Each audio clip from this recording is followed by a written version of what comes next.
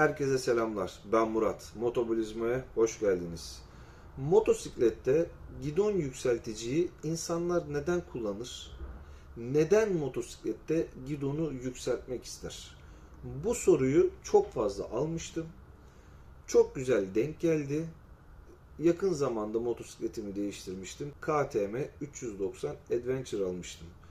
Bu motosikletime de en çok istediğim şeylerden biri gidon yükseltici aparatını takmaktı. O şekilde sürüşlerimi yapmaktı. Montajını yaparken baştan sona videoyu çekme şansım oldu. Bir yandan gidon yükselticinin ne olduğunu, ikincisi motosiklete nasıl montajının yapıldığını göstermeye, anlatmaya çalıştım. Umarım hoşunuza gider, umarım işinize yarar. Şimdiden iyi seyirler.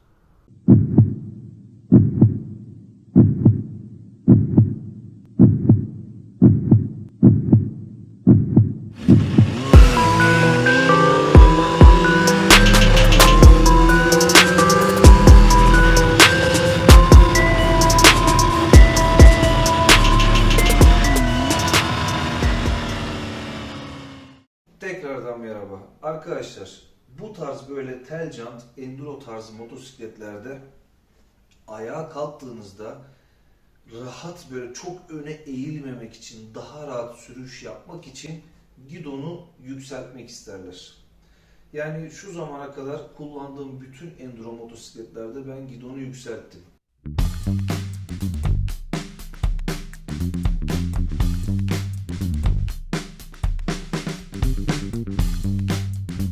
Gidon yükseltme nedir? Anlatayım.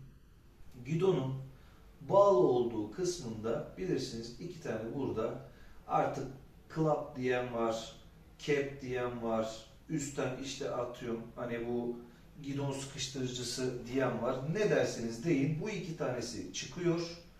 Gidonu çıkartıyorsunuz. Ondan sonra gidonla gidon borusunun arasında bir uzatma parçası var. Onu takıyorsunuz.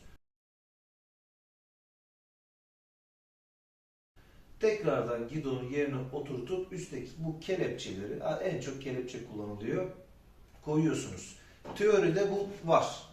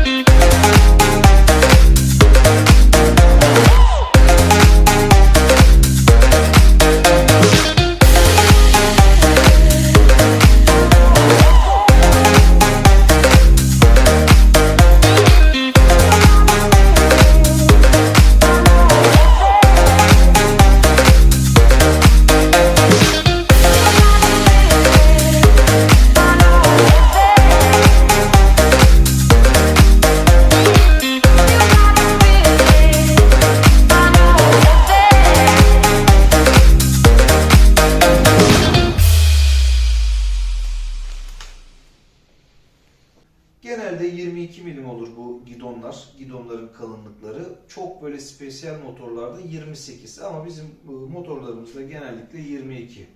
Sıkıntı ne biliyor musunuz? Bu çok büyük, yani bu gidon yükseltmeler aslında çok sıkıntılı şeyler. Neden? Sen buraya tamam malzemeyi koydun, gidonu yükselttin, eyvallah güzel, ama gaz teli, ama ön fren teli, ona keza debriyaj teli, işte sinyalizasyon kablosu, mutlaka birinden biri kısa kalır. Kısa kaldığı için de zaman içerisinde kopma riski var. Bu motosiklette, yani KTM Adventure 390'da elektronik gaz kolunun kablosu gayet iyi. Ön fren kablosu gayet iyi. Ondan sonra sol kütükteki işte sistem düğmelerinin kablosu iyi ama debriyaj teli çok kısa. Çok kısa. Adamlar orijinalinde ucu ucuna takmışlar. Ne yaptım? Bunu yükselttim. Normal teli buradan geçirdim, oradan buradan neler yaptım, neler. Ya oldu gibi ama inanılmaz derecede kasıyordu. Sağa veya tam sola çevirdiğinizde aşağıdaki debriyajın şu parçasını çektiriyordu. Hani debriyajı çektiğinizde şu mekanizma oynar ya, hani debriyaj tasının. O da mesela debriyaj çekili halde tam sağdayken, tam soldayken orası da bir şekilde böyle yavaş yavaş hareket ediyor. Hareket ettiği için de debriyajın kavrama konumu sürekli değişiyor. Bu çok tehlikeli. Anı günü kurtarırsın ama genel anlamda olmaz. Ne yaptım ben? İlk yükseltme, işte şu parçayı takarken videoyu izlediniz. Bu video ondan sonra ve o ilk videodan yaklaşık belki 2-3 hafta geçti. Bayağı bir zaman geçti. Ne sıkıntı oldu? Yükselttik. Dediğim gibi bu tarafta bir sıkıntı yok. Bu tarafta debriyaj teli. Farklı bir yerden geçirmiştim. Yani oldu ama günü kurtardık. Gerçek anlamda olmadı. Şimdi elime Almanya'dan işte nasıl diyeyim YMT, işte Voigt Mototeknik neyse, şöyle bir malzeme.